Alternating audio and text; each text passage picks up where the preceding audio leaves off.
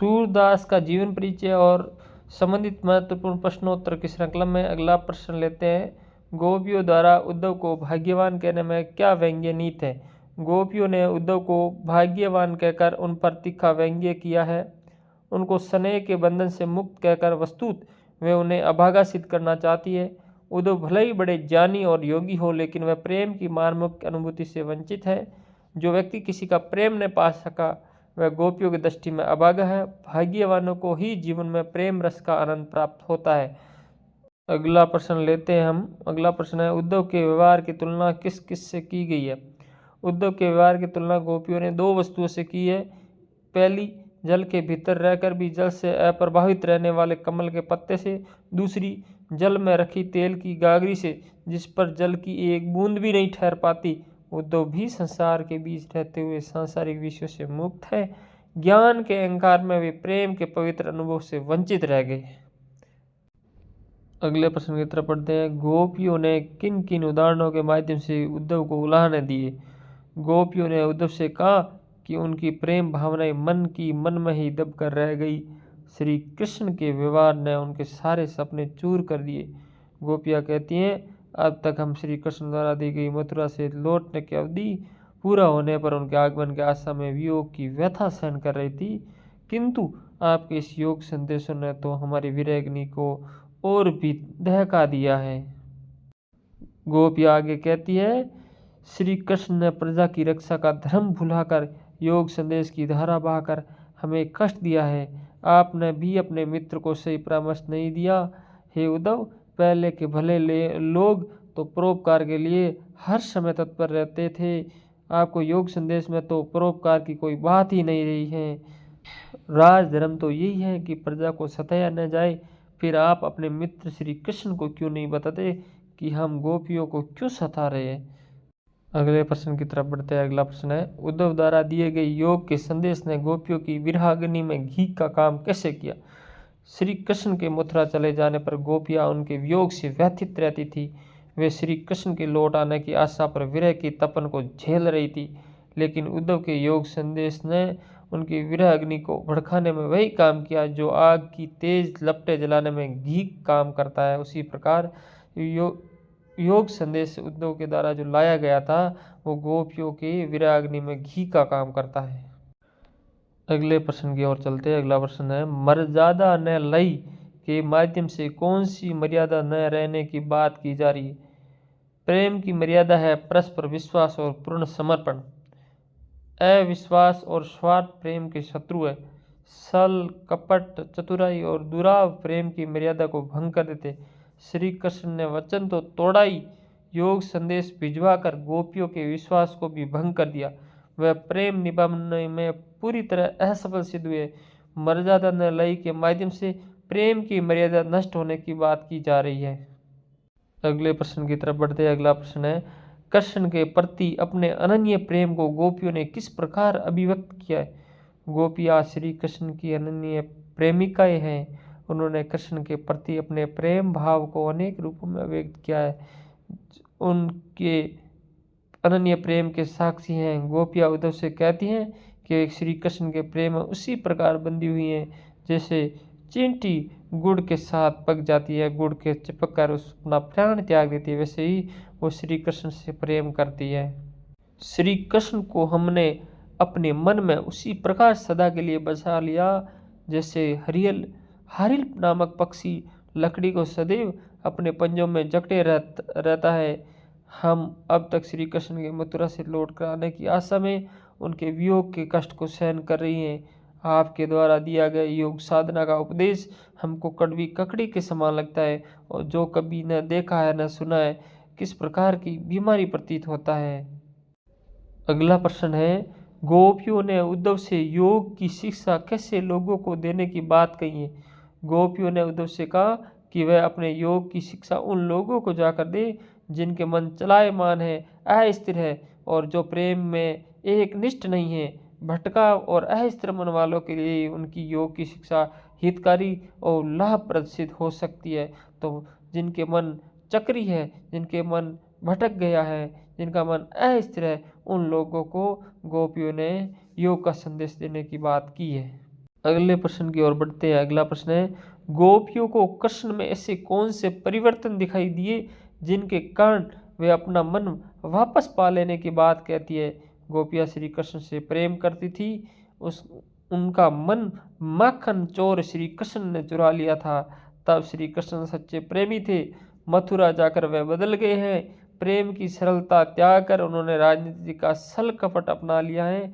अब वह गोपियों से प्रेम भी नहीं करते, उन्होंने ब्रज में वापस आने के लिए अपने वचन को भी तोड़ दिया है। ऐसी स्थिति में गोपियाँ चाहते हैं कि उनका मन उनको वापस मिल जाए, जिससे श्री कृष्ण चुरा कर अपने साथ ले गए थे।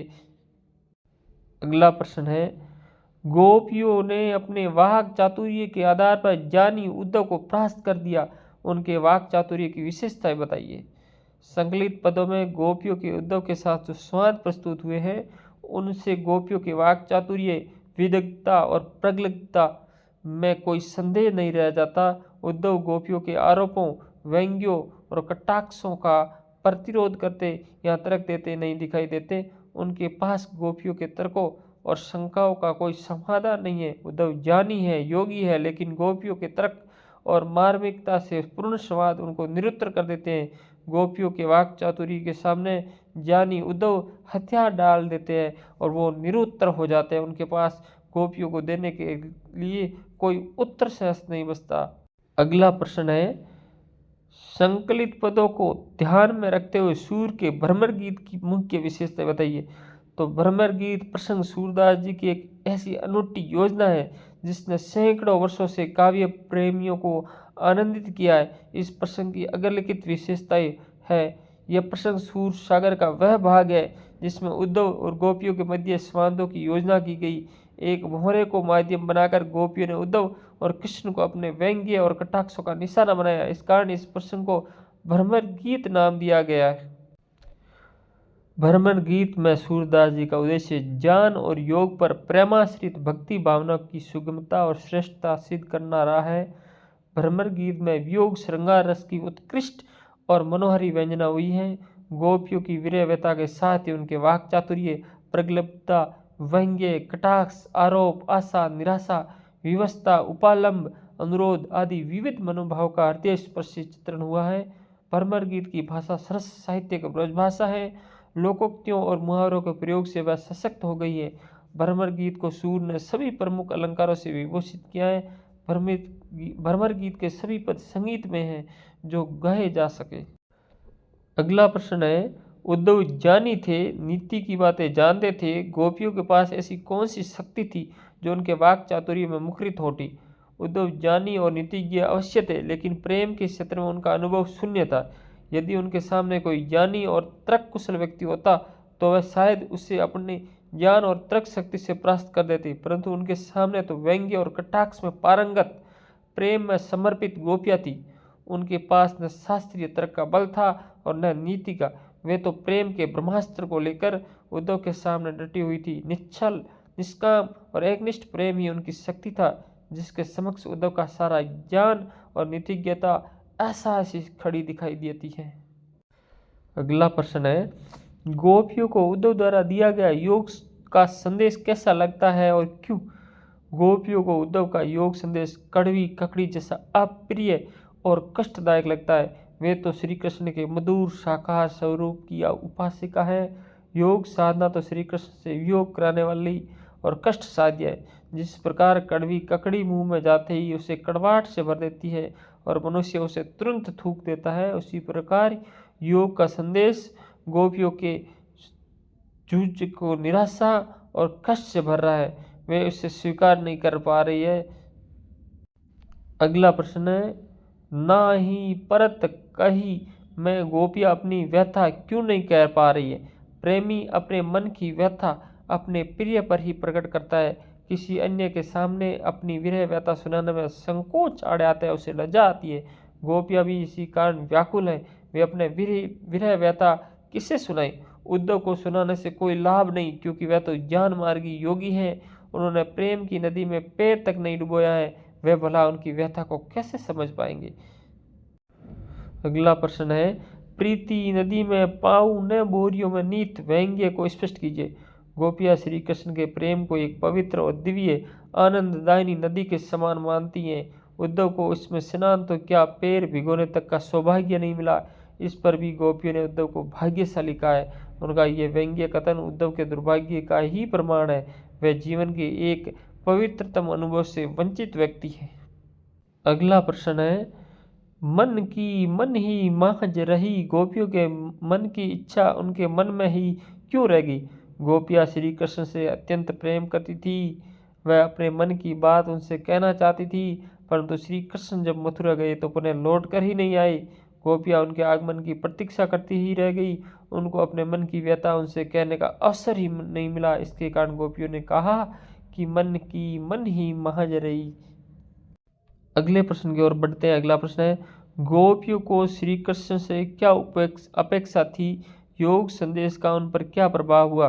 गोपियों को श्री कृष्ण से सच्चे प्रेम भाव की अपेक्षा थी। उन्हें लगा था कि श्री कृष्ण का संदेश प्रेम रस से परिपूर्ण होगा।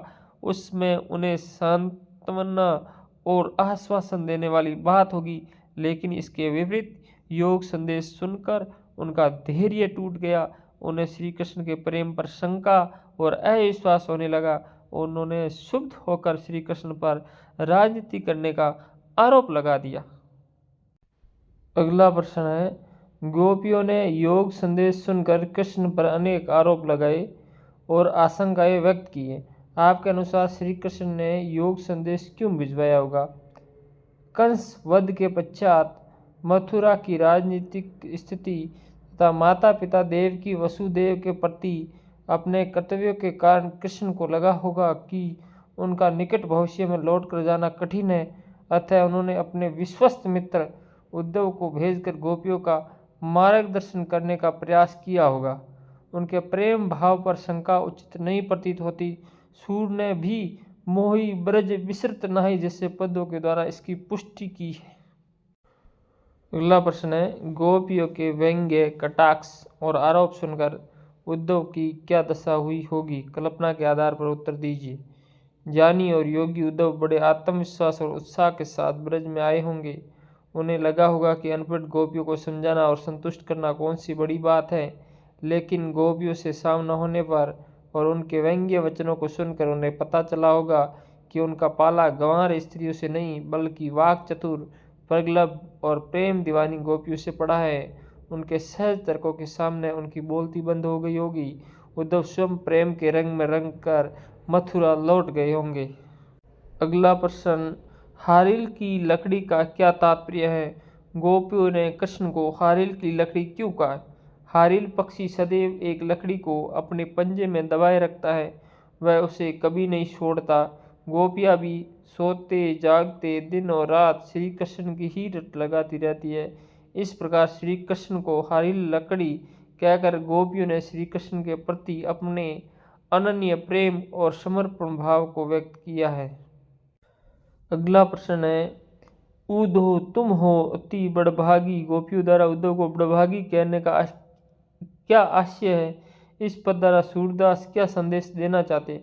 इस पद में गोपियों ने उद्धव को बड़भागी कहकर उन पर व्यंग्य किया है। ज्ञानी और योगी उद्धव प्रेम का खा ग भी नहीं जानते। उनकी दृष्टि में प्रेम केवल एक मोह और मन की दुर्बलता है। वह प्रेम के अलौकिक आनंद से वंचित है। यह उनका दुर्भाग्य है। गोपियाँ उद्धव से कहती हैं कि प्रेम रूपी नदी में स्नान करना तो दूर, आपने तो उसमें कभी पैर तक नहीं डुबोया। आपकी दृष्टि कभी किसी के रूप पर मुग्ध नहीं हुई। ये तो हम ही भोली भाली नारियां हैं जो श्री कृष्ण के प्रेम जाल में उसी प्रकार फंस पड़ी है जैसे मिठास की लोभी चींटियां गुड़ से चिपक रही जाती हैं। गोपियों द्वारा उन्हें बड़भागी कहे जाने का वास्तविक आशय उनको अभागा सिद्ध करना है। सूरदास के इस पद के द्वारा ज्ञान और योग की अपेक्षा प्रेमाश्रित भक्ति मार्ग को सुगम और श्रेष्ठ सिद्ध किया है। अगले प्रश्न की ओर चलते हैं। अगला प्रश्न है, मथुरा जाने से पहले श्री कृष्ण कैसे थे, वहां जाने के बाद उनमें क्या परिवर्तन हो गए। इस पर गोपियों के कथन हरी है राजनीति पड़ी आए पर अपनी प्रतिक्रिया दीजिए। गोपियाँ कहती हैं कि मथुरा जाने से पहले भी श्री कृष्ण चतुर थे। वहां जाकर उन्होंने गुरु से राजनीति शास्त्र पढ़ लिया है और वे बहुत सयाने हो गए हैं। तभी तो अपनी अनन्य प्रेमिका गोपियों को योग संदेश भिजवाया है। श्री कृष्ण के प्रति गोपियों के विचार अपने हित तक ही सीमित हैं।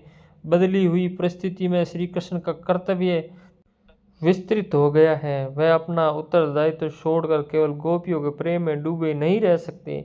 मेरी प्रतिक्रिया यही है कि परिवर्तित परिस्थितियों में श्री कृष्ण का व्यवहार अनुचित नहीं है।